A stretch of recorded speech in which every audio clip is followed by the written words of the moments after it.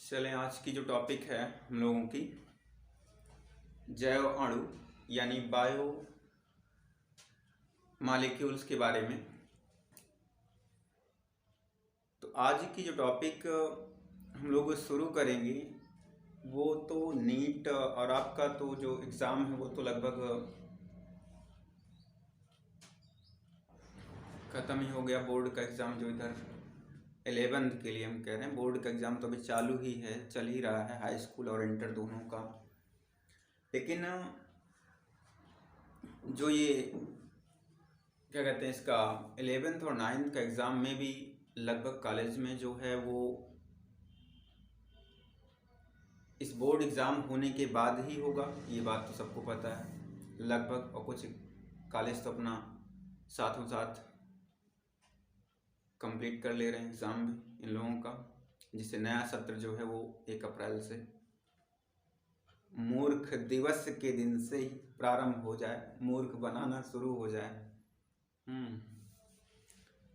तो जैसा कि आज हम फिर से अरविंद यादव, कमल सर, एपीएस क्लासेस कुड़वार से आप सभी बच्चों के लिए जैव अणु चैप्टर क्लास 11 के लिए था, और नीट जैसे एग्ज़ाम के लिए खासकर बायोलॉजी वाले जितने भी हैं उनके लिए नीट यानी डॉक्टर बनने का जो सपना है उसकी स्टडी के लिए बहुत ज़रूरी सभी चैप्टर अपने सिलेबस को अच्छे से कवर करें। एक एक टॉपिक को अच्छे से पढ़ना पड़ेगा, पढ़ें। और कुड़वार की धरती से मैं आपको इस बायोलॉजी में जो भी जैसे हो सकेगा, जितना बन सकेगा, हम सभी बच्चों के लिए प्रयास करते रहेंगे कुछ ना कुछ नया, जो आपके नीट जैसे टीजीटी पीजीटी जैसे एग्ज़ाम के लिए हेल्पफुल हो सके। जितने भी बायो से रिलेटेड एग्ज़ाम हों उसमें से संबंधित आपको सारी बातें, सारी टॉपिक अच्छे से मिलती रहें। तो आज का जो टॉपिक होगा बायो मॉलिक्यूल्स, जैव अणु के बारे में। तो जैव अणु जैसे टॉपिक से ही कन्फर्म हो आपको कि बायो मॉलिक्यूल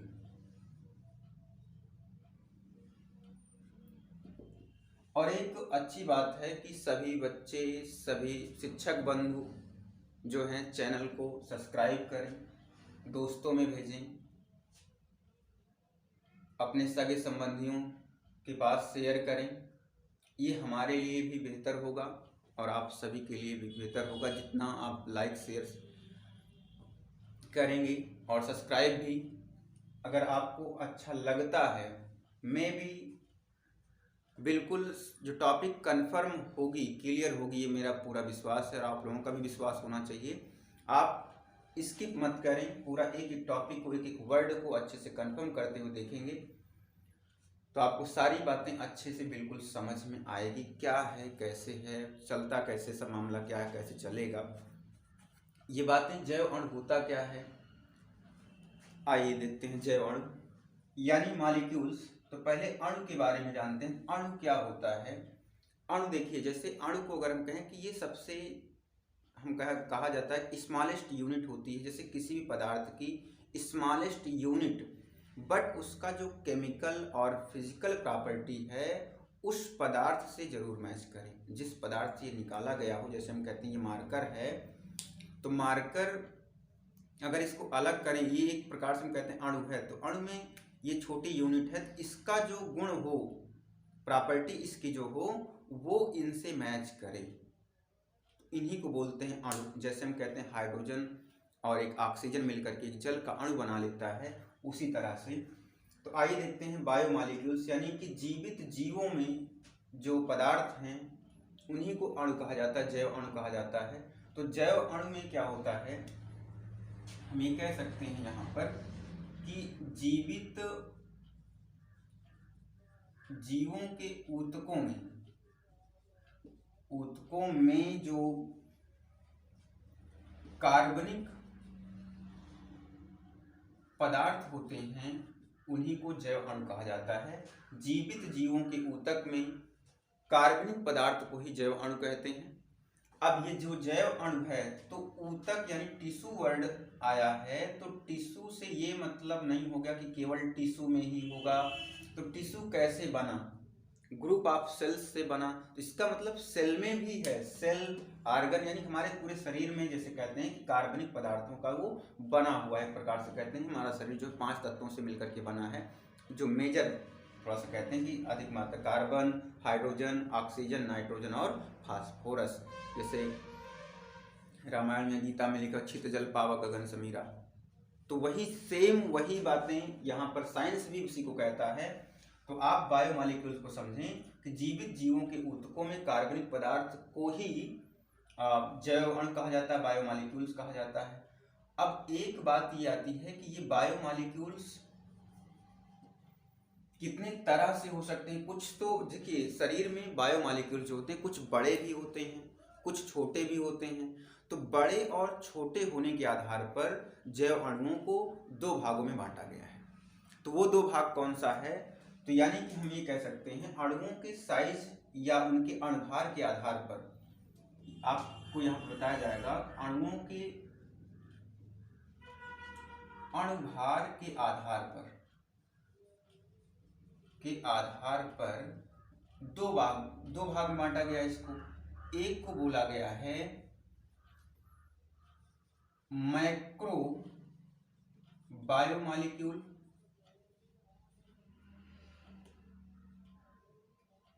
और दूसरे को बोला गया है माइक्रो बायोमॉलिक्यूल।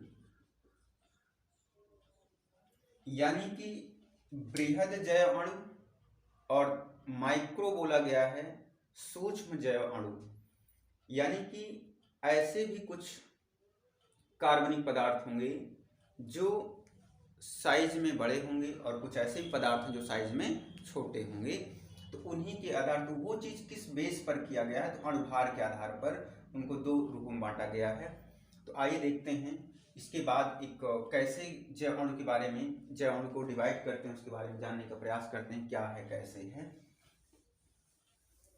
तो ये जो जैव अणु है 2 पार्ट में है। इसके लिए आपको एक कॉन्सेप्ट, एक काफी इंपॉर्टेंट टॉपिक बात होगी जो केमिकल होगा, एक CCl3COOH यानी ट्राइक्लोरो एस्टिक एसिड। इसका नाम जो है ट्राइक्लोरो एस्टिक एसिड, मतलब ये तो सब कंफर्म हो गया कि ये अम्ल है। तो अब ये एक ऐसा अम्ल है जिसमें हम कहते हैं कि लगभग सभी पदार्थ घुलनशील होते हैं, यानी घुल जाते हैं लगभग। तो अब क्या होगा, अब हमें इसी केमिकल के बेस पर जो बृहद अणु हैं यानी कि मैक्रो मॉलिक्यूल हैं और जो माइक्रो मॉलिक्यूल हैं उनको पहचानेंगे कैसे। तो आपके पास 2 तरह का, जैसे हम यहाँ कहते हैं, पहला आपके पास था कि मैक्रो बायोमॉलिक्यूल्स और दूसरा आपके पास है माइक्रो बायोमॉलिक्यूल। ये 2 आपके पास हैं, यानी ये बड़े आकार के हैं और ये छोटे आकार के हैं। तो और एक अच्छी बात ये है इन्हीं के साथ एक और, कि जो अणुओं का, यानी कि हम ये कह सकते हैं जो बायोमॉलिक्यूल्स का मेजरमेंट होता है, बायोमॉलिक्यूल्स का जो मात्रक होता है यानी यूनिट की बात करें तो इसको हम लोग डाल्टन में व्यक्त करते हैं, यानी कि जैव अणुओं को डाल्टन में लिखते हैं। तो डाल्टन में, क्योंकि देखिए उसी चीज़ को जब केमिस्ट्री की भाषा में बोला जाएगा तो वो अलग चीज़ उसका, तब वहाँ पर उसकी इकाई मोल हो जाएगी, अलग चीज़ हो जाएगी। लेकिन यहाँ पर जब बायोलॉजी में उसी को यूज करेंगे तो बायो के टर्म में डाल्टन बोला जाएगा। अब डाल्टन, आइए देखते हैं डाल्टन किसका मात्रक हो, कैसे लिखेंगे। तो अब ये जो, जैसे हम ये कहते हैं कि आपको बायोमॉलिक्यूल्स की पहचान करनी है कि कौन सा बायोमॉलिक्यूल जो है वो बड़े मतलब मैक्रो है और कौन सा माइक्रो होगा। तो सबसे पहले आपको क्या करना है एक कोई वेसल्स लेना है, कोई पात्र लेना है। जैसे हम कहते हैं कि घर गांव में मसाला कूटने वाला जो होता नहीं उसको ओखली, उसी तरह से एक हम पात्र लें। अब इसमें जैसे ये हमारे पास पात्र है, कोई बर्तन है, ठीक है, यहाँ पर ये पात्र है। तो इस पात्र में आप क्या करो, या तो हम कहते हैं पहचान के लिए एक ह्यूमन सेल ले लीजिए या प्लांट सेल कोई ले लीजिए यहाँ पर। तो ह्यूमन सेल में मान लीजिए कि हम लीवर कोशिका निकालते हैं, लीवर सेल या टिश्यू को, ऊतक कोशिकाओं का जो समूह है उसको निकालते हैं। और निकालने के बाद इस वेसल्स में, इस ओखली में, कहने का मतलब इस, जैसे डॉक्टर के पास भी पहले वो होता था, दवा कूट कूट करके देते थे पीस के छोटे बच्चों को पिलाने के लिए, उसी तरह से एक आपके पास मोटर, मतलब उसे कहते हैं, उसको थोड़ा सा नाम। तो ये इसमें क्या करें, आप इस लीवर सेल को, यानी हम कहते हैं इसमें आपने डाल दिए, ऐसे ऐसे डाल दिए इस तरह से। इसमें डालने के बाद क्या किए हो, अब इसमें ये ट्राइफ्लोरो एस्टिक एसिड का जो रसायन है, केमिकल है, इसको इसमें डाल दीजिए। यानी यहाँ पर आपने क्या किया, CCl3COOH अम्ल डाल दिए हो इसको। इसमें डालने के बाद इसको खूब बढ़िया से कूट लिए। कूटने का मतलब अच्छे से पीस करके, कहने का मतलब बहुत जितना हो सका आपने उसका स्लग बना लिया, स्लगरी बना लिया, मतलब गुथ लिए उसको, महीन कर लिए या पीस लिए, जितना कहने का मतलब तोड़ पाए तोड़ के एकदम बिल्कुल महीन कर लिए, पीस लिए उसको। अब क्या हुआ, तोड़ने के बाद इस जो सॉल्यूशन इसके अंदर बन गया, इस पात्र में जो विलयन बन गया, उसको क्या करो आप दूसरे पात्र में, बगल दूसरे पात्र में, हम ये कहते हैं यहाँ पर दूसरा पात्र है ये, तो इस पात्र में क्या करो, उसको किसी सूती कपड़े से छान लीजिए। अब आपको एक एग्जाम्पल अच्छा से देते हैं, जैसे कि हम देहात घर गांव की बात करते हैं, तो वहाँ पर क्या होता है कि बारात जब आती है तो सुबह के समय चाय नमकीन वगैरह बनती है। तो उसमें क्या होता है कि हम लोग यहाँ भाई तो ऐसे, मतलब गाँव में ऐसे ही होता है, तो बड़े टप में चाय बनेगी, बड़ा, क्योंकि संख्या भाई ज़्यादा रहेगी, चाय ज़्यादा बनेगी। तो वहाँ पर क्या होता है कि चीनी, चाय पत्ती, दूध, जो भी अदरक वगैरह जो भी डालते हैं, सब डालने के बाद सबको मिक्स करके उसमें चाय पका लेते हैं। पकाने के बाद उसको बड़े कपड़े से छानते हैं, सूती कपड़ा, छन्नी से, क्योंकि छन्नी छोटी सी होती है उसमें काम नहीं चलने वाला है, तो बड़े कपड़े से छानते हैं। तो अब आपको उसी तरह से क्या करना है, इस जो स्लग था, इसमें जो मटेरियल था, जो आपने कूट कूट करके बड़े पीस के इस विलयन के साथ मिक्सर कर दिए, मिला दिए हो, अब इसको क्या करो, यहाँ पर कपड़ा लगा दीजिए बढ़िया छन्नी वाला, मतलब सूती कपड़ा है कोई, ऐसे, ये सूती कपड़ा ऐसे। अब कपड़े से क्या करो, इस विलयन का जो मटेरियल है इस पर इसको छान लीजिए। छानने के बाद हमें कहते हैं कि कुछ मटेरियल, यानी कि जो केमिकल के साथ चला जाएगा, ऐसे जो छन गया उसे बोला गया भाई फिल्टरेट। फिल्टरेट बोला गया, मतलब जो छन गया उसे बोला गया फिल्टरेट। और जो यहाँ पर ऊपर रह गया, इस कपड़े के ऊपर रह गया, वो बोला गया रिटेंट, ठीक है, रिनिटेट। मतलब जो बच गया उसको एनसीईआरटी हिंदी में बोलती है धारित, और जो छन गया एनसीईआरटी साफ साफ बोलती है उसको निस्यंद, ठीक है, निस्यंद, जो छन गया।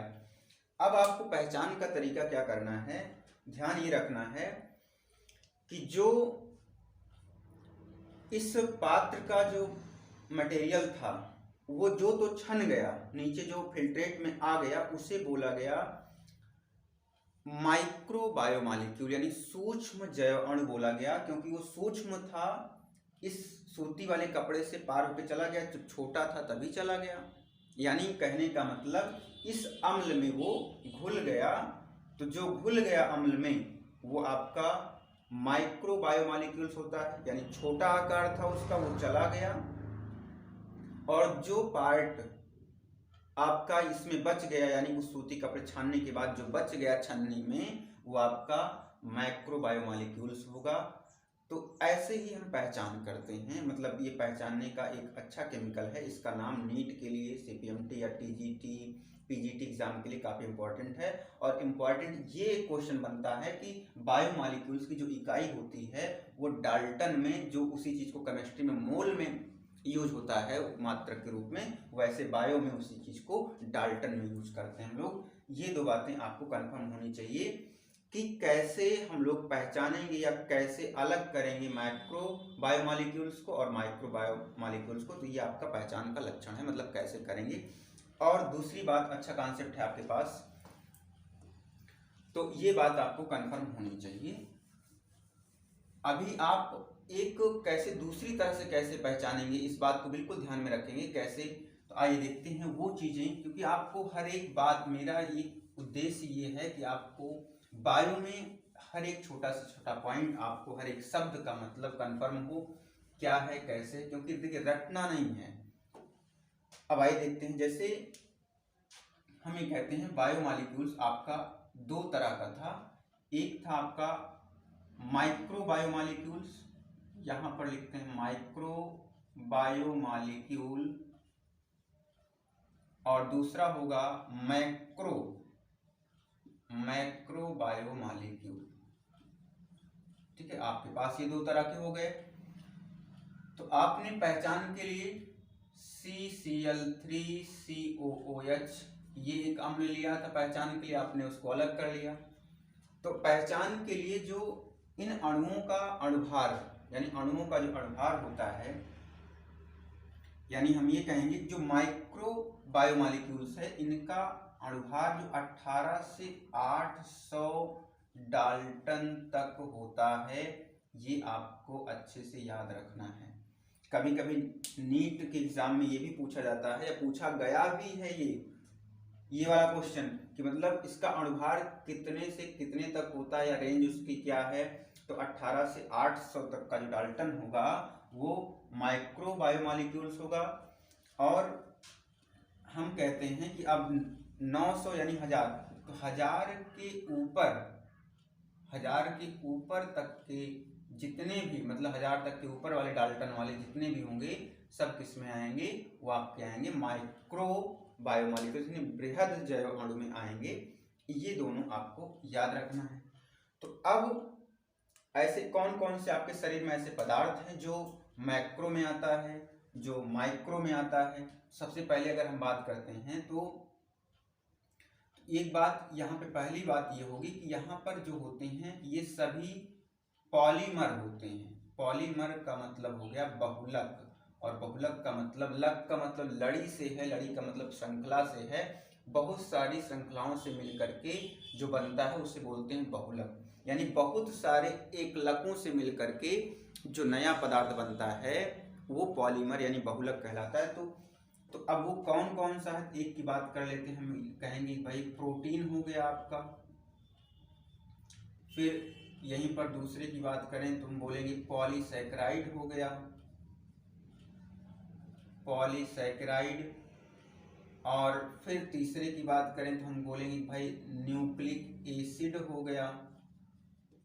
तो ये नॉर्मली आपको 2-3 यहाँ पर, तो ये भाई आपके पॉलीमर हैं। पॉलीमर का मतलब बहुलक, जो इनकी छोटी छोटी इकाई होगी। अब इन तीनों की इकाई को ही हम लोग क्या बोलेंगे, मोनोमर बोलेंगे, और वो मोनोमर आपका माइक्रो बायोमॉलिक्यूल्स कहा जाएगा।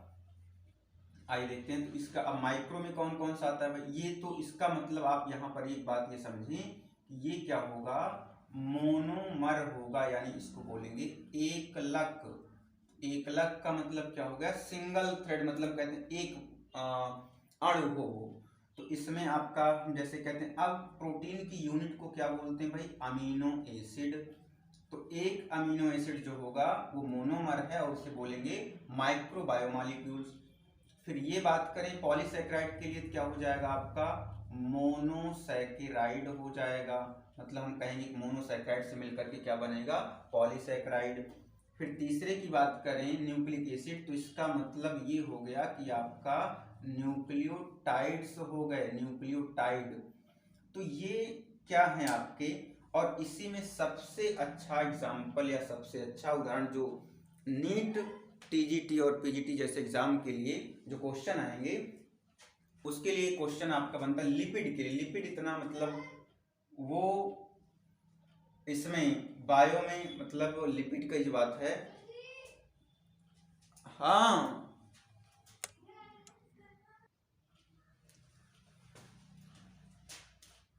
तो हम लोग यहाँ तक जैसे पढ़े थे ये, और न्यूक्लियोटाइड का ये मोनोमर आपका ये हो गया, इधर ये पॉलीमर हो गया। इसका निर्माण कैसे होगा आगे, इसको नेक्स्ट वीडियो में आपको हम यहाँ से अवेलेबल कराएंगे। अगली क्लास जो होगी आपकी नेक्स्ट डे। तो ये चीज़ यानी कि मोनोमर का फॉर्मेशन कैसे होगा, न्यूक्लियोटाइड क्या होंगे, मोनोसैकेराइड, पॉलीसैकेराइड, ये आपको जानकारी कल। आज के लिए इतना ही, धन्यवाद।